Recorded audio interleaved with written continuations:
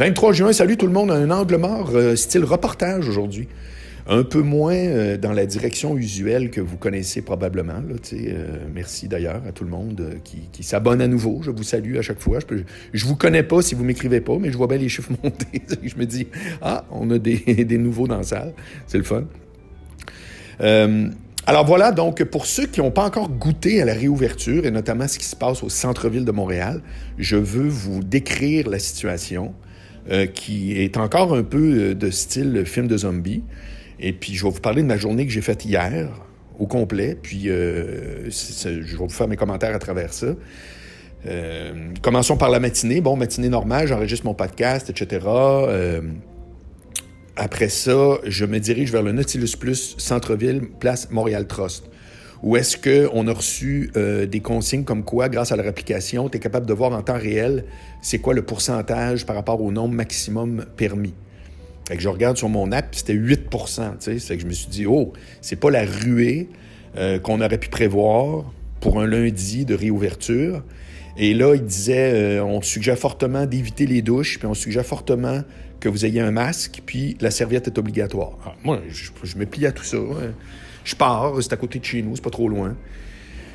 Ça fait que j'arrive là, puis je m'inscris avec ton application, parce que maintenant, tu dis que tu entres et tu dis que tu sors pour que l'app calcule en temps réel pour les autres. C'est full, j'irai pas, ou c'est plat. Ça, j'ai trouvé ça brillant, très brillant. Parce qu'il y en a, ça a l'air que chez Énergie Cardio, il faut que tu réserves. Quel bordel. Fait qu'à un moment donné, il y a lourd puis il y a lourdeau. Là. Ça fait que là, actuellement, c'est juste comme lourdeau. Comme si la définition était super claire. Et donc, j'arrive là, puis coucou à l'accueil, tout est pareil, les équipements sont pareils. Je pensais peut-être qu'il allait enlever des trucs pour faire de la distanciation, mais non. Et seul le staff a des masques. Tout le monde qui est là, je dirais qu'il y avait peut-être 15 personnes, personne n'a de masque. Fait que là, moi, pas plus bête que les autres, j'enlève mon masque. Puis le training s'est déroulé très bien, c'est le même gym que d'habitude, etc. Ils ont rajouté un lavabo.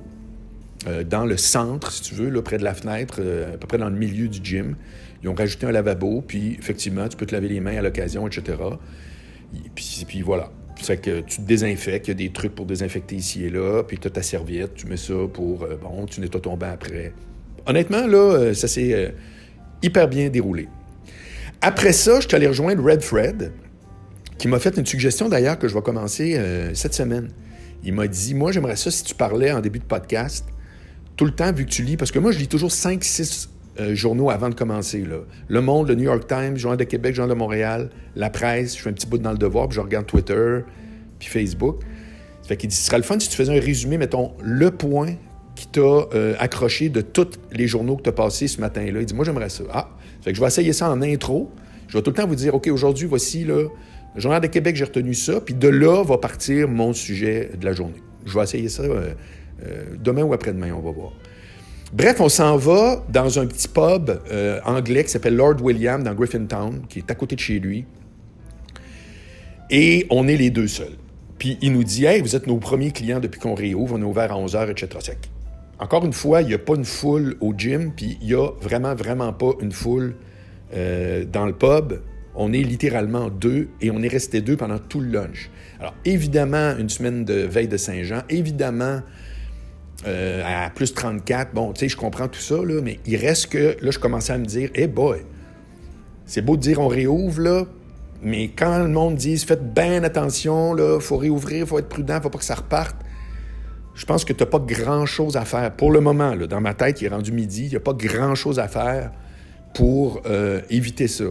C'est-à-dire que les gens, anyway, se pointent pas encore. C'est pas mal ma discussion. Après ça, je reviens, 14h, je fais mon nouveau podcast qui s'appelle « Discussion avec un expert » que vous pouvez voir sur mon LinkedIn, linkedin.com/Marc Boilard. Il sera en ligne incessamment, ou il est peut-être au moment où on se parle. Puis ça dure 1h quelques avec David Quentin, etc. Il nous explique c'est quoi LinkedIn, etc. Bon, c'est un podcast que je démarre, un troisième, qui sera hebdomadaire en vidéo. En personne, c'est-à-dire là, il était en vidéo parce qu'avec David, j'étais allé la semaine passée à Québec, on a fait ça dehors, c'est plein, trop de vent, c'était inutilisable. Fait que j'ai gouffé là-dessus. Et donc là, on est rendu 14h, etc., tout va bien. Puis là, je sors, puis je m'en vais au Midway. C'est que le Midway ouvrait à 4 heures, tu sais, c'est les bars, c'est mes amis qui travaillent là, etc. Ça fait que là, je me dis, s'il y a une place que je vais encourager, parce qu'eux autres, ils l'ont eu dur en tabarouette, là, tu sais, Puis lui, ben, il a une licence de resto, c'est pour ça qu'il peut réouvrir. Là. Un bar peut pas encore réouvrir. Fait que là, j'arrive là comme de raison. C'est sûr que 4 heures, il n'y a pas un chat, là, tu sais. Puis c'est le fun, puis c'est propre à mort. C'est vraiment, ils ont fait une job de préparation impeccable. Tu sais, je vous disais qu'il y avait du monde, là, j'étais allé à Québec, puis il y a un pub où je suis allé, qui eux autres étaient déjà réouverts, puis c'était tellement crade comment c'était fait en dedans, puis que c'était pas prêt que... Si t'étais sa terrasse, c'était le fun. Si t'avais le malheur d'entrer dans le resto pour aller à la salle de bain, tu fais comme « Hey boy, je suis pas sûr que je vais revenir. » Tu sais, fait, là, j'ai vu qu'il y a ce danger-là aussi pour les commerçants de réouvrir, mais de pas être comme il était avant. Là. Tu sais, de réouvrir avec un côté botché, ça, c'est mortel. C'est assez pour que quelqu'un ne veuille pas y retourner. Donc, c'était pas ça. Au Midway, c'était clean, c'était vraiment hot. Et je suis resté pas tard, jusqu'à peu près 7 heures. J'ai des amis qui sont venus. Puis vraiment, il y a eu du monde. Il y a vraiment eu du monde. Là. C'était vraiment trippant. C'est que là, tu vois que ma théorie, c'est la suivante. La clientèle qui va dans les bars, c'est une clientèle qui boit. Puis la clientèle qui boit, là, je vais loin, mais c'est ma théorie du jour. Là. La clientèle qui boit, c'est une clientèle qui est plus festive habituellement, puis un peu moins freak des virus, puis freak dans la vie, point. À tort ou à raison, là, tu sais, c'est pas parce que tu bois à l'occasion que ça fait de toi un être fantastique. Là. Je fais juste dire que aujourd'hui, tu sais, je vous fais part des observations que j'ai eues pendant toute la journée. Là. Je pense que quand t'es quelqu'un qui boit, puis quelqu'un qui fréquente bar et resto, parce qu'il y en a qui y vont jamais, je crois que ça vient avec une personnalité un peu plus slack, un peu plus...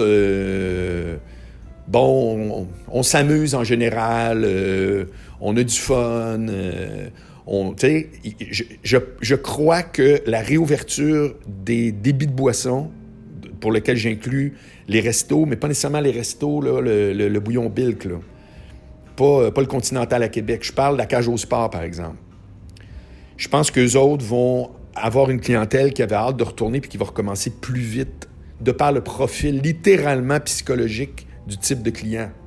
Ça fait que là, vous pouvez me dire, t'es fou, t'es malade, mais je pense que ça se tient, mon affaire. Il me semble que c'est une théorie qui se tient.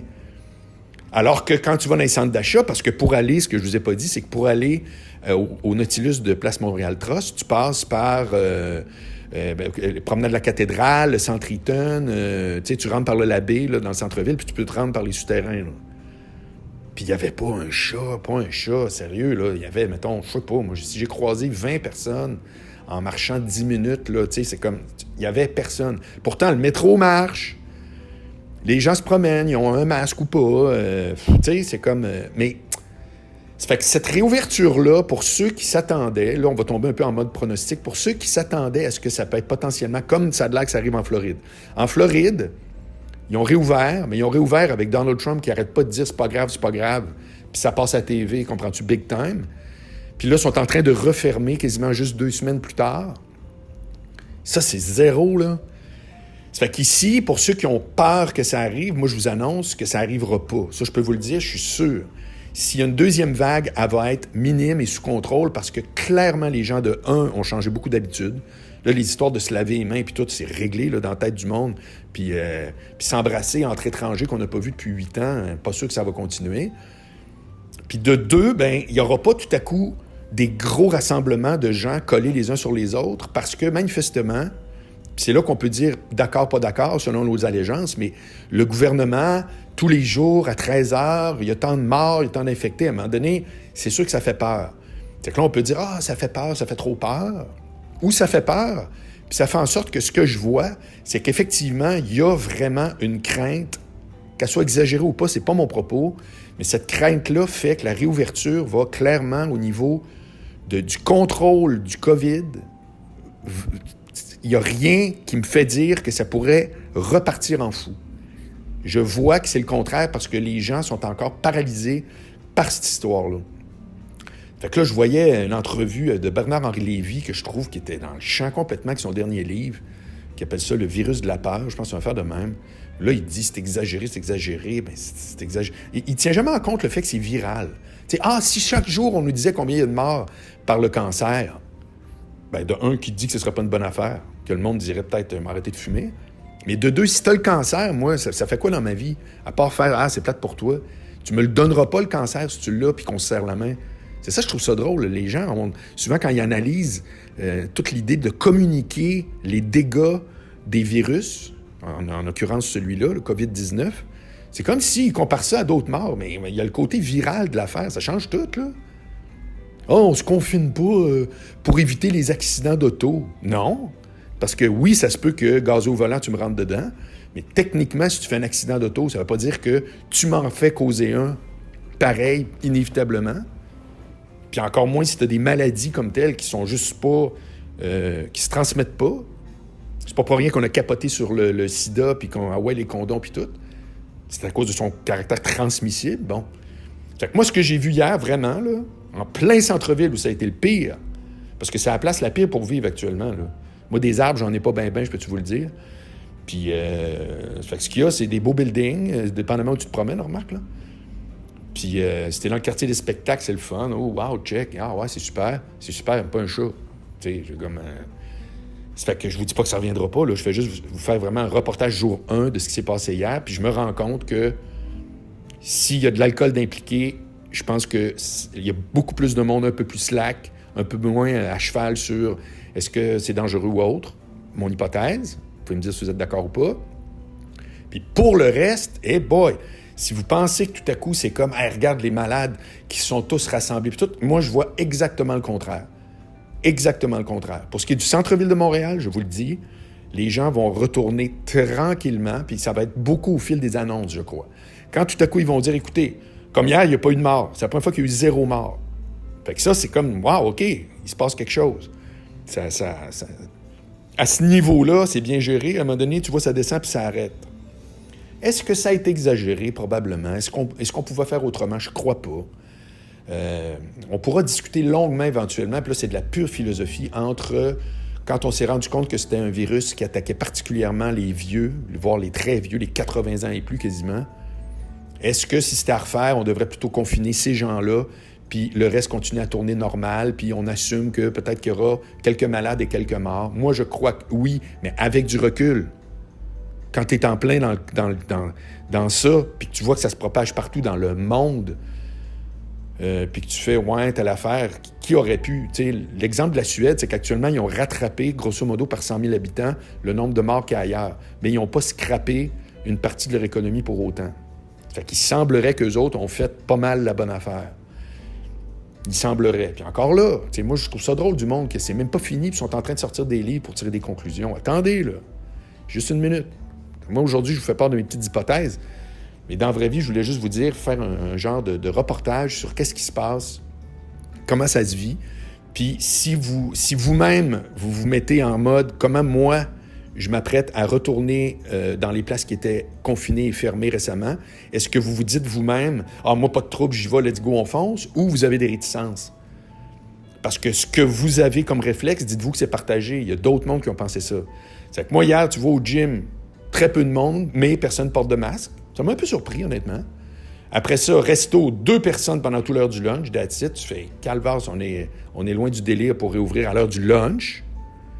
Avec tous les contextes qu'on connaît, là, évidemment. Tu sais, moi, il y a du monde qui sont au télétravail, blablabla. Puis là, quand on parle réellement centre-ville, centre d'achat, c'est zéro, je retiens rien, mais sérieux. Puis, Midway, tout à coup, quand le 5 à 7 a parti, un lundi, il y avait vraiment, même plus de monde que j'aurais pensé. Je m'attendais à une soirée correcte, là, en disant, pour les raisons que je vous ai expliquées. Puis finalement, non, ça a été même... ça groovait, puis tout. Ça fait que je suis très content pour eux autres, parce que c'est du monde, Charles Landry, puis toute son équipe, là, c'est du crime de bon monde. Puis d'ailleurs, c'est tout du crime de bon monde. Des bars qui existent puis qui t'offrent plus que 5 ans, c'est parce que c'est bien géré, là. Oubliez ça, là. Restaurant, je pense que c'est encore pire. C'est des business difficiles, exigeantes. Moi, j'ai beaucoup de respect pour ça. Ça fait que, donc voilà, aujourd'hui, c'était ça que je voulais vous jaser. Je vous rappelle, si ça vous tente d'aller voir l'entrevue avec David Quentin, si ça vous intéresse ce réseau-là, je sais qu'habituellement, les gens qui me suivent sur Angle Mort, je connais pas votre profil particulier. Là, je vois sur Spotify ceux qui m'écoutent là. C'est plus de gars que de filles. C'est 25-54 pour quasiment 90%. Donc, c'est mon âge en descendant à qui je parle. Ça a toujours été de même, d'ailleurs, puis c'est encore de même, chiffre à l'appui. Donc, si ça vous intéresse, la business, puis ce réseau-là, il l'explique exactement. Moi, je suis très actif là-dessus, puis il va me coacher au passage. Je le revois dans un mois d'ailleurs. Puis c'est un nouveau podcast. Si vous aimez les trucs que je fais, vous allez trouver ça probablement intéressant. Ça dure 1 heure quelques. C'est sur mon LinkedIn, donc linkedin.com/Marc Boilard. Une très bonne journée de canicule à tous. Puis même si c'est la Saint-Jean et tout, j'entrevois bien de vous jaser ça demain et vendredi et jeudi aussi. Bref, demain, le mercredi, moi. OK? Salut bien. Ciao.